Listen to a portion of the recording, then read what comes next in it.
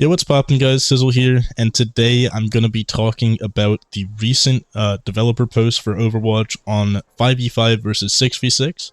For those uninvolved as to why this is important, or why I'm making a whole video kind of talking about my thoughts on it, covering it, it's because Overwatch, a game I've loved for years since it came out in 2016, have thousands of hours in, it's been kind of on a downward slope, just going down and down and down and down, and we're at the bottom of that slope right now, and the game's in a really bad spot, mainly because the format of the game was changed when Overwatch 2 dropped, and it's just kind of impossible to work with, it feels like, with a lot of the characters and stuff in the game. And this dev post is trying to kind of address that and possibly revert things in order to make the game better again. So that's why I'm making a whole video on this game I care about deeply, and I'm going to be giving my thoughts about how I think this will impact the future of Overwatch, because I do think this blog post right here will be deciding the entire future of Overwatch. It's been teased for quite a while now. You can see on Aaron Keller's Twitter here, right, he posted almost an exact month ago on June 28th. My last post where a lot talked about 6v6 when they were talking about tanks, which are the main people suffering for 6v6 versus 5v5. Then a little bit later, he said, still working on the director's take, it's going to be pretty long. And then recently, he said it's finally live. 6v6 take is live. Take a look now, 3 hours ago. And you can see he has like a little pamphlet booklet thing about the entire take, because it is very long, to be fair, and this video is probably going to be very long because I'm going to be looking at all of it and giving my thoughts on it, because I do genuinely believe that this blog post right here will single-handedly decide the future of Overwatch, at least in my eyes, and whether or not I'm willing to continue to give it any of my time. But yeah, with that out of the way, for people who don't want to maybe just watch me read this entire article and kind of respond to and give my thoughts on every single sentence, every single paragraph, I have skimmed this a little bit before making this video, before kind of reading things over. And from what I skimmed, I actually really liked a lot of what was said. It will take a long time for the game to be good again, but it shows potential to really improve. And I think that's great. And I think Overwatch has potential to be great again. It will take some time to do, so maybe take a few months off if you're not currently liking the state of the game, and come back in a few months, see what they do with this. But this is a very promising dev post at the end of the day. And for the people that are going to be staying, I'm going to have some footage of me playing 6v6 up on screen throughout this entire thing. Just 6v6 in custom games with a bunch of random people I don't know or anything like that. While there's going to be like a little thing all the way in the top left of the text, so you can kind of read along with me. With all those disclaimers out of the way, so that I don't waste people's time who don't really care about any of this stuff, I'm now going to be reading through the post and giving my thoughts along the way. So just like kind of one paragraph at a time. So we start off by saying, hey everybody, there's been a lot of talk about 6v6 lately, and it's only intensified in recent weeks since we posted our latest director's take and made a Twitter post with the promise to talk about it in the future. Well, now is the future, and this is that next piece. So let's get into it, but not quite yet. This is a pretty complex and nuanced topic, which is definitely true, it 100% is, and it gets the beating heart of what makes this game tick. Our players have different opinions and preferences about the ideal number of players in Overwatch, and so does our team. We're a microcosm of the broader community, which is important to identify. I'm glad these guys are able to self-reflect and say we're just a small part of the Overwatch community, and discuss this internally. I'm hoping this piece will serve as an introduction to our own discussions and a jumping off point to engage with all of you. That's just a good sentence, right? Saying, we know there's a lot of different opinions, we have different opinions ourselves, and we respect all those different opinions. We're trying to make the game good while keeping everyone's opinions in mind, which is what you should be doing as a game developer. This is all good so far. They say, I'd also like to set a few expectations and ground rules. First, it's pretty long. Creators are going to lose their voice reading this one aloud, and if you'd like a TLDR of the what's next section should suffice. You can skip right ahead to that. Secondly, I'm not here to tell you what you ought to like, or even what is necessarily better. This is a game, and your preference for fun is relative to your own tastes, abilities, and experience. Lastly, there are years of decisions that affect such a fundamental piece of Overwatch.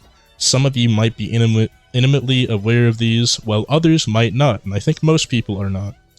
Before diving in, I'd like to set the stage and give some context on the larger changes to the game that ultimately culminated in the 5v5 format we have today. And this is very important to do. I personally, I feel like I have a decent idea of how this all kind of got started and got where it is today, but most people don't. Especially nowadays, most people actually started playing when Overwatch 2 came out. They didn't even experience 6v6, they didn't experience Overwatch 1, or people that joined in Overwatch 1 joined toward the later parts. Most people still playing the game are just inherently newer players. This is a successful game with a long life, and it's good to identify everything so that everyone is well informed on this issue and can actually form a real opinion. So this is all great so far. Now we're going to go over the historical context, which gives out a lot of information that is useful to know. There have been 3 large format changes to Overwatch, and the first happened shortly after the game launch. This was hero limits. Before this, there could be any number of a particular hero on one team. You could have 6 Genjis or 6 Reinhardts. If my memory serves me right, the winner of Team 4, and Team 4 is the team that developed Overwatch initially, the winner of Team 4's first internal tournament was 1 Winston and 5 Zenyatas. We called it Quinston. Zenyatta orb stacked with no healing cap at the time, and it was both glorious and terrifying. And yeah, it was a very interesting time to be playing the game. I did happen to play from the launch, like the official launch of Overwatch 1, and I can tell you hero stacking was just really interesting. Everyone was really bad at the game at the time, so it was okay, but I'm glad they worked out what they worked out as fast as they did, because hero stacking was definitely not great for the longevity of the game. During early development, it was necessary to have duplicate heroes per team. Our first core combat milestone only had 4 heroes, meaning they had 4 total playable heroes, which meant you didn't even have enough to fill a team without duplicates. As this roster grew, that was no longer necessary, and it introduced issues. Overwatch's heroes have very distinct kits with impactful abilities. Stacking abilities could be fun, but it posed challenges to balancing many of those abilities in-game. People reference double barrier, but back then you could have 6. Imagine cycling 6 immortality fields. The number of team compositions and strategies available was huge. The variety was great, but we didn't feel like we could ever truly balance the game without severely watering down our heroes, so we made the choice to impose a limit of 1 of each hero per team. This essentially solved the issue of ability stacking, but it did have a few side effects, as any format change will have, although this was a good format change, to be very, very clear. It traded some of the creativity in putting together some of the team compositions for a more consistent and balanced experience, which is true.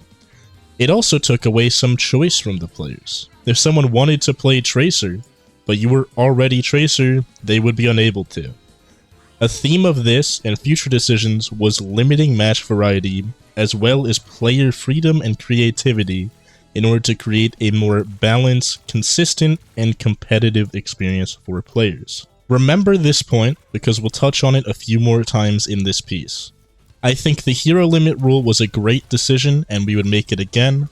The other 2 large format changes have had a lot of positive benefits but are not as clear cut. The second large change to the game's format was the move from open queue to role queue, which limited team compositions to 2 heroes from each role.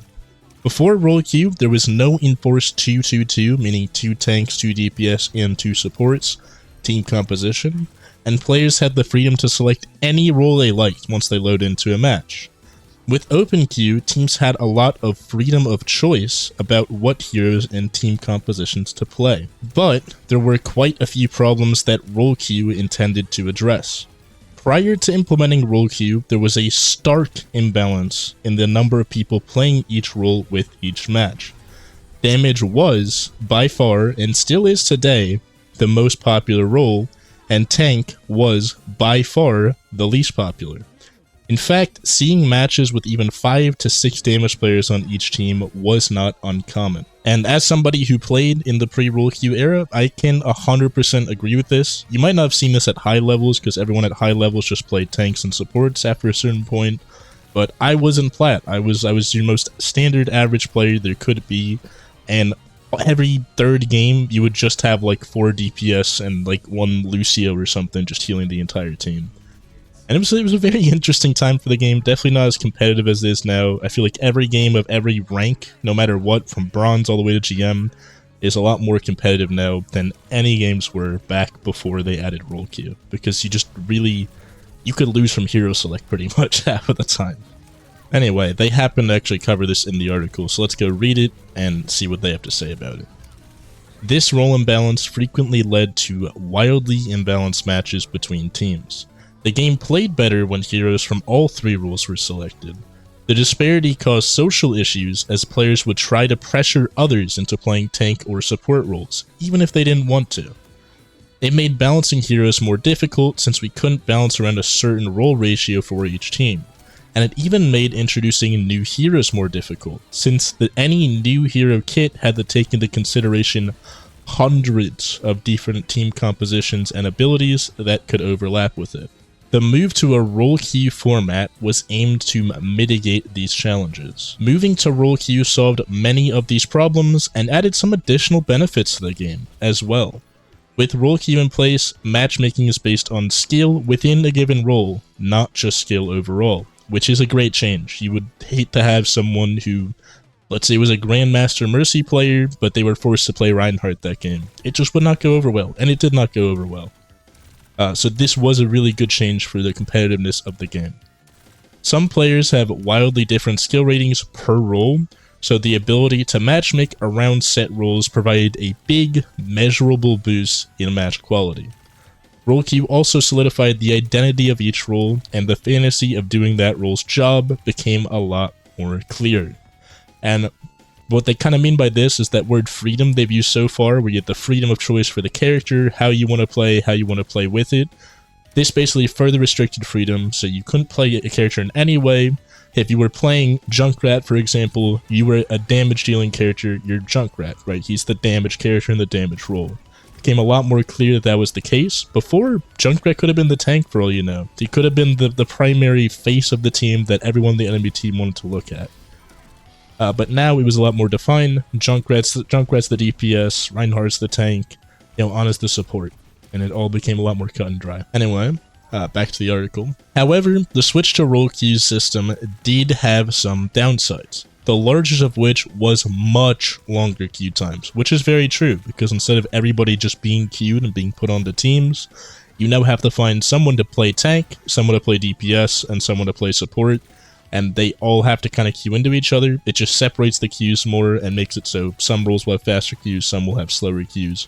Whereas before, if you wanted to play Junkrat, you had the same queue as someone who wanted to play Reinhardt. You'd both be in the same exact system, same exact queue. Now there's like a Reinhardt queue and a Junkrat queue. Right?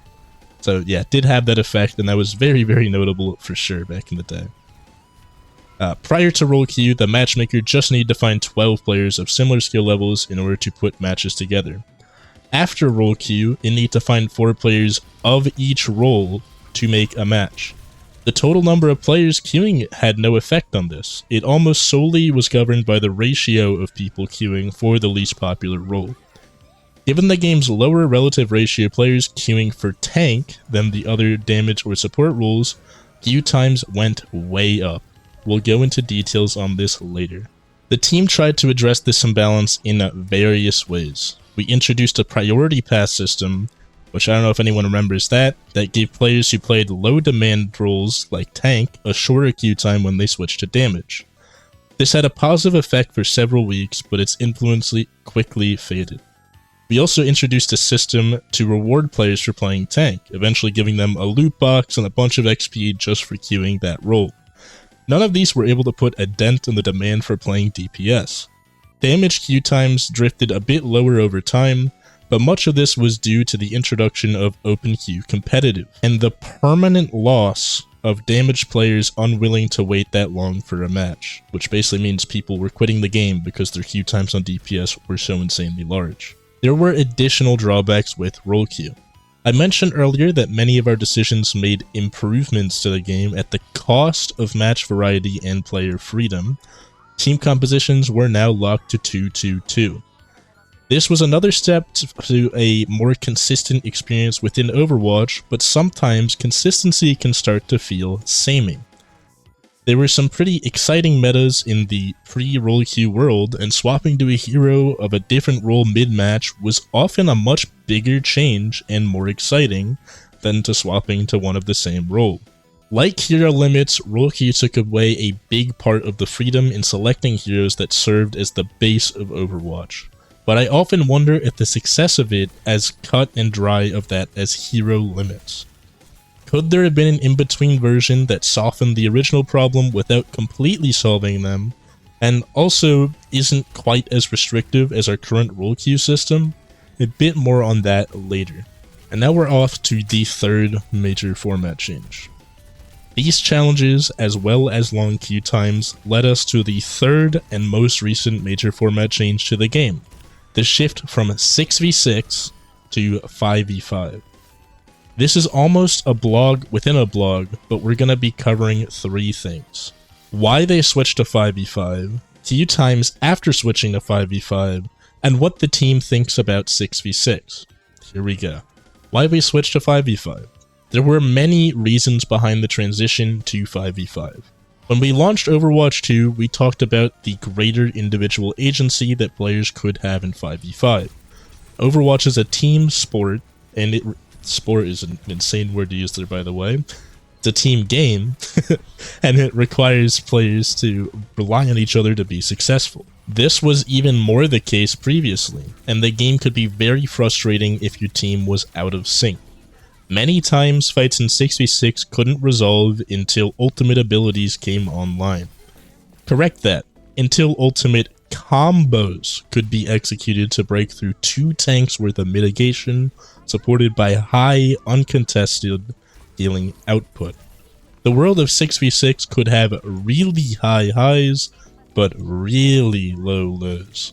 One of the design goals of 5v5 was to try to raise that floor, even though it was at the expense of some of those high moments. Overwatch 2 also had a greater emphasis on FPS gameplay, which is also very true. You could be the rank 1 like Widow or whatever in Overwatch 1 while only hitting 20% of your shots. In Overwatch 2, if you hit 20% of your shots on Widow, you're probably gold. Right? You're required to hit a lot more shots and be a lot more accurate of an FPS gamer, unfortunately. There's less damage mitigation in CC, and players get to shoot at enemies more. Crowd control could take players out of the game for extended periods of time, especially when they were chained back to back. A 5-second Sombra hack, May freeze on our primary fire, Brig Bash, which used to stun people, Ana Sleep, Orisa Halt, which was basically kind of like a mini Zarya grab, and Sigma Rock could all happen consecutively to one player, and there's a pretty infamous XQC clip of this happening back in the day, which I'll just show on screen right now for those who haven't seen it. This is how the game could look at its lowest moments in Overwatch 1. And it typically happened to a tank, who could often survive this onslaught, at least in-game. Their real-life mental health was another story entirely. Damage heroes often complain that their role was the least impactful relative to the strength of superpowered tank synergies and support heroes undoing their playmaking. The emphasis on ability cooldown management, ult tracking, and shooting barriers instead of players, and not big enough timing windows to just shoot enemies and get eliminations were all factors that contributed to this feeling. Support heroes also had to focus almost exclusively on healing, since there were bigger team health pools and more incoming damage on the field with the additional tank player. In 5v5, they have more agency to add some damage or duel other heroes. Tank synergy wasn't always fun. It slowed the game down and stabilized it, but sometimes it absolutely ground it to a halt. People point to the double shield meta as an example of this. It wasn't just about double shields though. The ability to stack a very defense-heavy lineup, especially in game modes that require a team to push through a small choke, caused a lot of matches to feel like there was no progress at all. The game is faster now, and it doesn't typically stall out. It feels like there's more room to move around in a map without the need to earn every inch of it. And 5v5 fights are often less focused on moving around in the deathball formation and there was a lot more room to take angles, flank, and duel other players, which brings more of that FPS gameplay. While 6v6 can have high moments, it's also hard to follow. Tracking 9 other players is easier than 11. There are fewer visual effects on screen, especially during big team fights, and Overwatch is a pretty demanding game, and moving to 5v5 made it a bit more cognitively manageable. Lastly, one of the biggest benefits of 5v5 was dramatically reduced queue times. Let's explore that. Before we go explore that, I just kind of want to give my thoughts on all of this now that I've read quite a lot about their thoughts on 6v6 and kind of give my thoughts. And it's that I mostly agree. There were some real lows to 6v6. There were some real low lows if you had a really bad team. If you wanted to play damage when damage was a popular role, more popular than the other roles exponentially. If you got stuck on a really bad map like Paris, for example, where there's just one small choke point where everyone's forced to go through. But the thing is, a lot of that was kind of solvable. I feel like if you made better maps, maybe remove some bad ones, redesign them in the way they have in Overwatch 2, maybe if you nerfed the right characters. They mentioned stacking defense-heavy characters, and that would be characters like Baptiste, who were pretty much never nerfed, like Brig, who was pretty much never nerfed, right? There's a lot of really annoying characters that are really strong defensively that were just never nerfed toward the end of Overwatch 2, and it made those problems kind of keep stacking on each other and getting worse and worse and worse until we ended up what we ended up with. And a lot of that was fixable, I feel, with balance and map changes and all that. Although sometimes you are just going to have low lows. You just get bad teammates, have bad games. That happens in 5v5 too, though. Although it definitely would happen more in 6v6, where team play was a lot more of a consideration. Oh, at the same time, that's what made Overwatch special to me. And that's why I like the game. I like that Overwatch, for me, I've always described to people, it's the only game I can truly call a team game. Every other game, at least when it was 6v6, before 6v6, every other game was just like, you know, shooting people. Like, even though like CSGO and Call of Duty are like technically team games where you have teammates, they don't really help you out. You don't really help each other out. You just are both trying to win, and you just happen to not be able to shoot each other and kind of have the same objective in mind. In Overwatch, you have to work with people. You have to make it happen. You're all a big part of this moving puzzle, and you're trying to make sure your puzzle piece is moving the right way at the right times to be able to kind of fit together with everyone else in your team and get something cool out of it. And 5v5 kind of lost that magic. They keep talking about adding this FPS element to the game, and that's what I liked Overwatch not having. Not having to just focus on just shooting enemy people means you could focus on working with your team and getting cool stuff done. But I'm sure they're about to address that somewhere else in here. They've done a great job so far of explaining a lot of their thoughts on kind of why they're making the changes, why they've made the changes that they've made. And yeah, that out of the way, let's get to the next section of the article. Queue time data and context. The chart below shows ranked play queue times per role after the introduction of role queue to Overwatch in 2019, compared to queue times per role in Overwatch's 2 5v5 role queue format.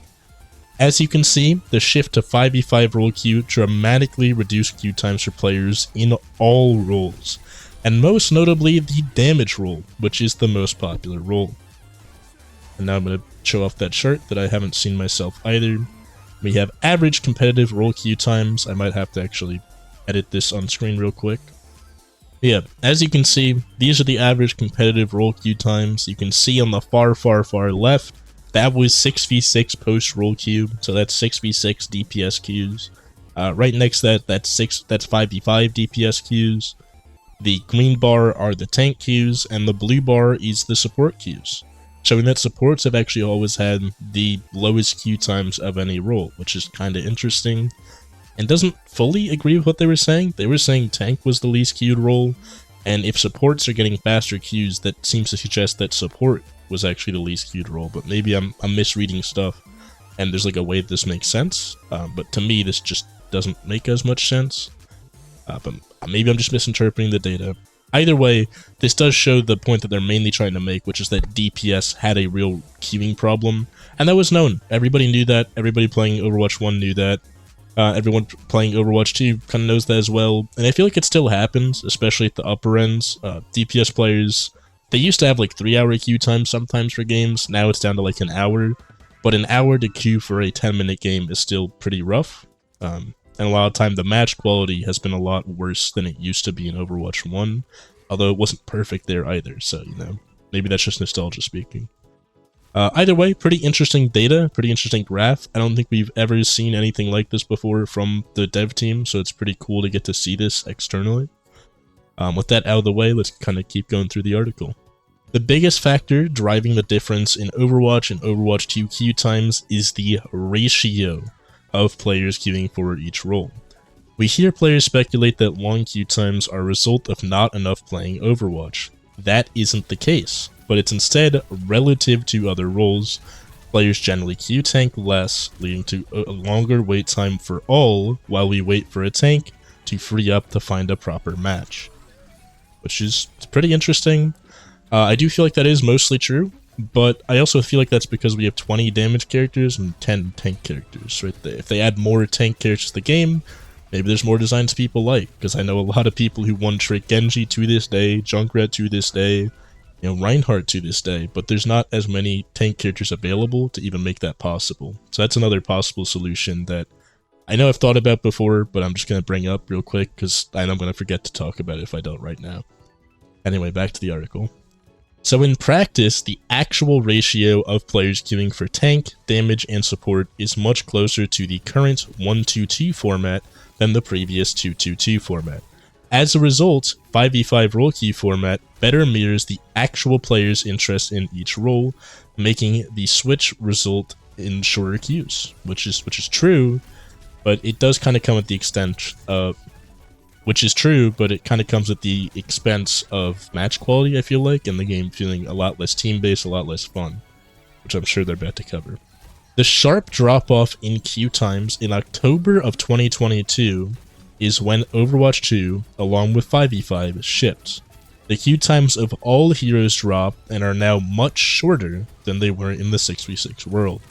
This is almost all because the game required one less tank in a match. If you look at the current queue times, you can see there's still a lack of tanks compared to the other roles. Just flipping the switch and returning to 6v6 would likely cause a return to previous queue times or worse. Regardless of the amount of players in the game, queue times are always reflective of how many people are queued per role. In other words, the main driver of increased queue times is the ratio between players queued in each role. Since there are less players playing as tanks, queues would likely go back to the way they were before. And I completely agree with that. I do think swapping to 6v6 increases queue times pretty substantially again. But I'm also, I guess I'm saying this as a tank player, but I'm a lot more willing to take that and then have a more fun game whenever I find a game, right? I'd rather have an 8-minute queue time than a 2-minute queue time if the 10 to 20-minute game I'm going to be playing is a lot more fun to play. And I guess that's probably something they're about to cover in this third section. Thoughts on 6v6. The game started its life with 6 players on each team. I discussed why we moved away from 6v6, but that doesn't mean it isn't without any merit. There were moments and madness that could happen with 12 players in a match and just don't quite coalesce once there are 10. It was almost too much to keep track of. Correction, it was too much to keep track of at times, but that was part of the charm. There are big moments in Overwatch 2, but they don't quite have the same chaotic, over-the-top feeling to them. Part of that chaos allowed players to feel less pressure in a match, which is a very, very big thing as a tank player. The amount of pressure you get as a solo tank is insane. There was an extra player to take up a bit of the slack for someone performing poorly. And since that player was a tank, they had quite a bit of impact. There was a lot more hit points and defensive capabilities to burn through, which had a stabilizing effect on gameplay. Teams would fold a bit slower than they do now. We went over some of the issues of tank synergy earlier, but having 2 of them allowed one to focus on protecting their backline, while the other held ground or pushed into the enemy team. The tank role had a lot of depth in understanding how to work with the other tank on the team. The part of that mastery curve took a long time to learn, and for a small group of people that was very devoted to it, that was part of its allure. We mentioned the difficulty in balancing tanks for 6v6 earlier, but the past year and a half has shown us that there are issues in balancing tanks for 5v5 as well. For much of the Overwatch 2 tanks have been fairly balanced, and I do pretty much agree with them on that, but when one of them becomes a powerful outlier, like Mauga, that can be felt strongly in the world of one tank. Which is very, very true, and this is very much the largest problem with 5v5. It's just the solo tank. It's the amount of pressure being put on that tank, the amount of power in that tank role that has to be there for them to be a tank, and just kind of the way the game has to work. And yeah, I mean, fair enough, I agree with most of what they said here. What's next? Okay, that was a lot of setup, and I think I put a lot more effort into this than any essay I wrote in college. So where do we go from here? At the end of the day, we want to make a game that players want to play. Because of the challenges mentioned previously, we are focused on making 5v5 the best experience it can be. However, because we operate as a service to our players, we'll always remain open-minded to reevaluating our decisions based on your actions and feedback. I feel like that hasn't been the case before, but the recent Overwatch dev team has seemed pretty open to feedback. And I feel like the way this article has been worded, and the fact that it exists at all, is a pretty good sign of that. So let's hear them out. To give you the best game experience we can. Rather than introduce a disruptive, permanent change to the game, we prefer to explore the space further and make changes based on that exploration. So in other words, they don't want to do 6v6 right away. They want to first check that it's actually a good idea to try and bring it back, and that's what people actually want. Which I think is good. That's how you should do it. I don't think any change should be made instantly. I don't think they should have done 5v5 instantly either, or role queue or anything like that. I think they give it some time, give it a month or two testing, take some feedback, and then see what happens from there. It's a good way of doing things to make sure people actually want what they're saying, and that you're actually giving them what they want, instead of making a quick rash decision and making a game worse, because that's what they did with 5v5, and I think they're learned from that mistake, and they're not going to make it again here, and possibly reverting to 6v6. So that's good so far. With that said, and this is the only bold text in the entire article so far, so this sentence seems to be very important. With that said, we're looking at running a series of events to try out different core team composition formats in Overwatch 2. I wonder if that means, like, not 6v6 and 2-2-2, but if they're going to try different formats. I hope they don't. I don't think, like, 1-3-2 or whatever would be a great idea. But I guess if they want to, why not? Like, it doesn't hurt to try 1-3-2. Maybe it's better than I'm envisioning in my head. But yeah. The community has just once or twice suggested a test, and this is a good jab of the community. People have been asking for 6v6 pretty insanely, like outwardly and obnoxiously for like a year. That's because people want it. I mean, people making custom games. I played a custom game with it. That's what the footage in the background is right now. And I play that custom like every week instead of playing the actual game. But yeah, we've asked a lot for 6v6. Why not push various formats of 6v6 into the game in order to gauge the results? Why not? I agree with that.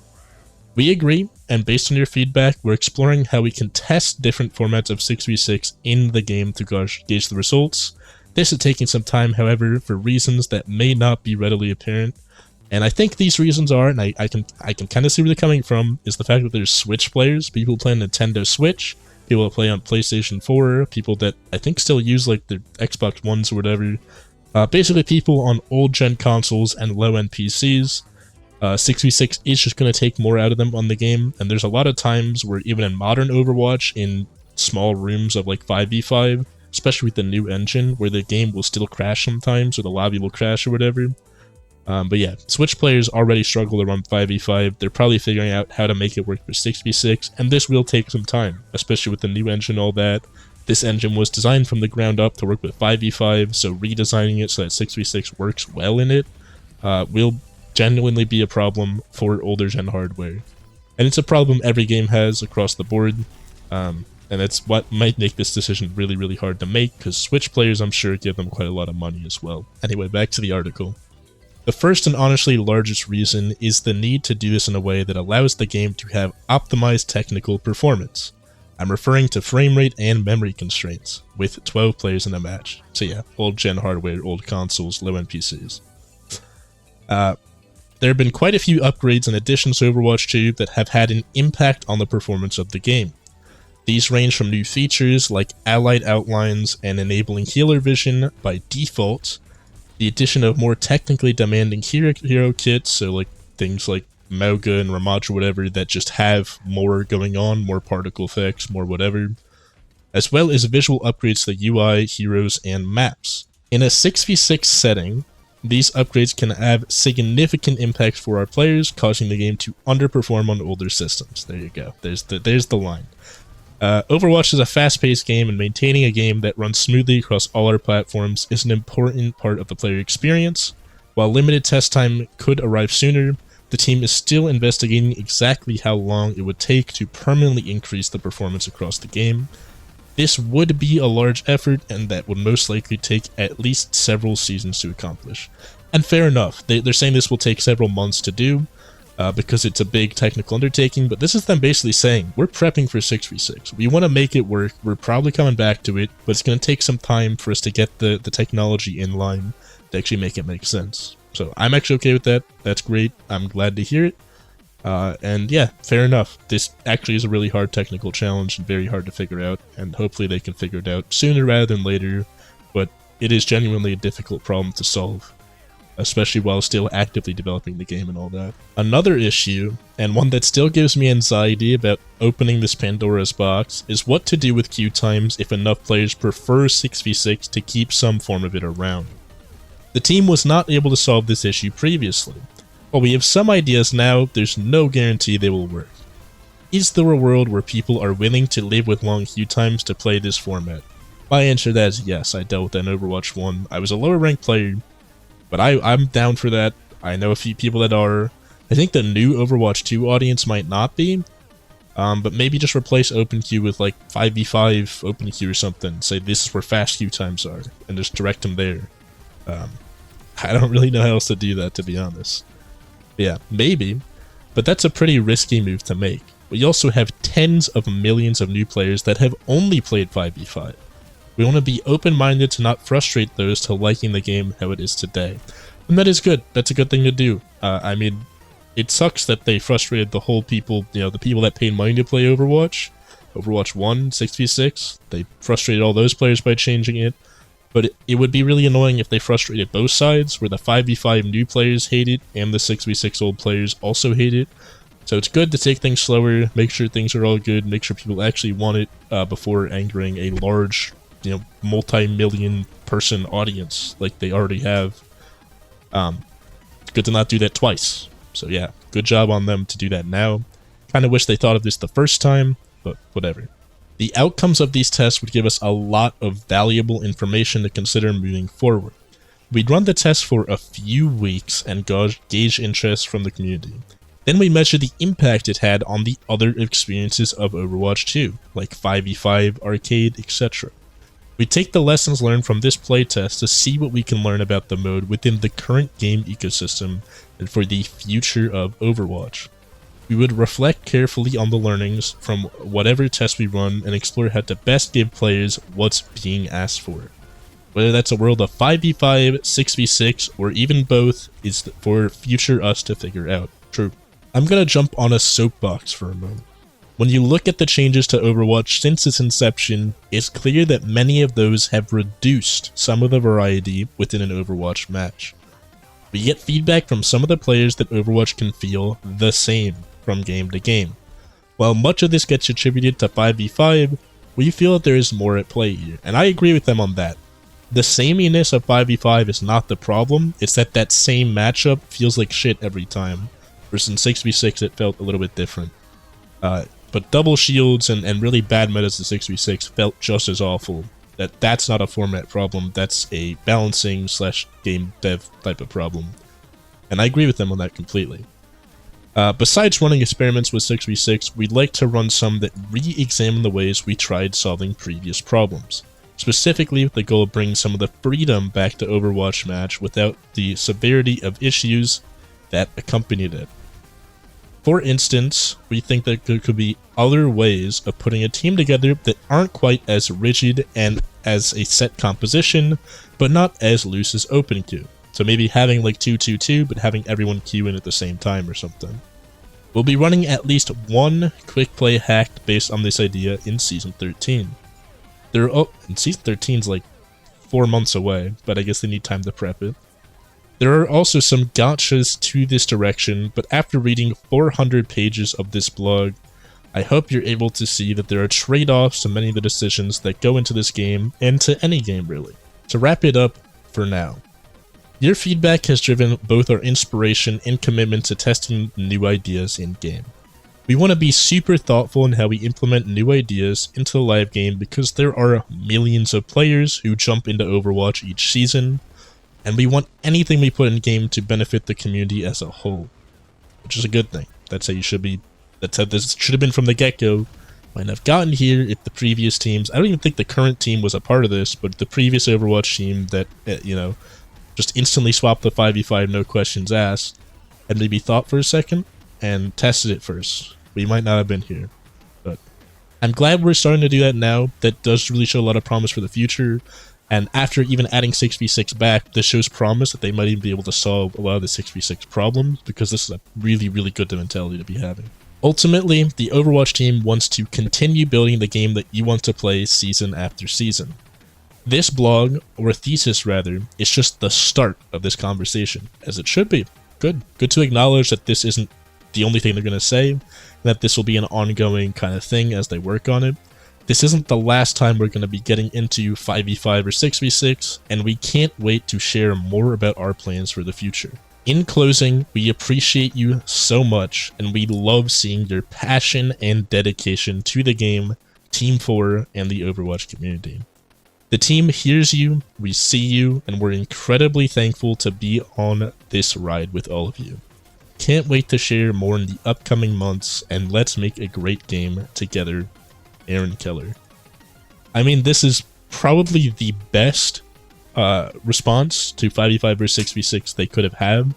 Obviously, they spent a while cooking this one up. There was even tweets saying we're spending extra time to make sure this is perfect, and they did a great job. This is like the perfect response. This has me really hopeful for the future of the game.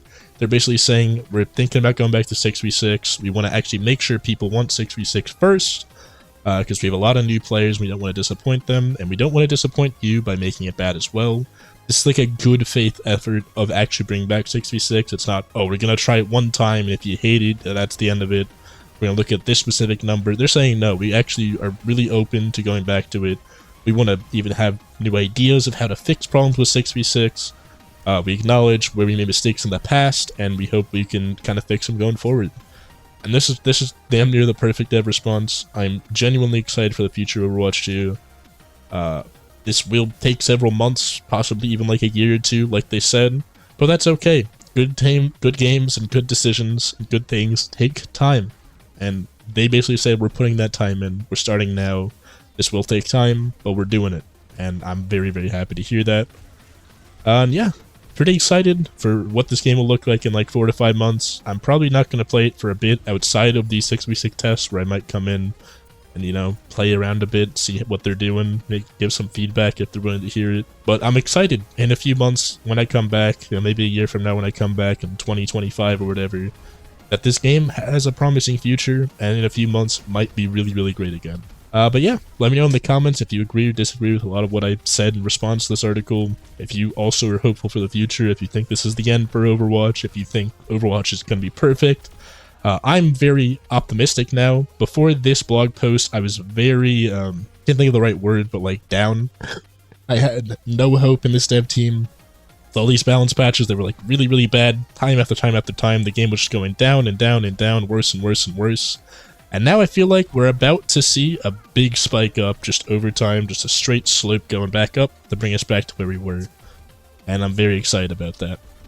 But yeah, with that being said, hope y'all enjoyed. Like I said, comment below your thoughts and opinions on here. I'll try to respond to as many comments as I can. I genuinely think this is really interesting, and is a very, very good way to open up the 6v6 discussion from the dev team themselves. Very human article. It felt like there was a lot of actual real thoughts and passion behind this, and it wasn't just corporate speak for saying, we messed up, we'll make it better, stop being mad, our stock price is going down. This seemed like we want this game to be good. We understand we actually have low queue times now, and people are spending money on all our skins or whatever, but we want to make the game better again, have people have fun again, and please help us do that. And I'm all for that. But yeah, see you in the next one. Have a great rest of your day, and goodbye.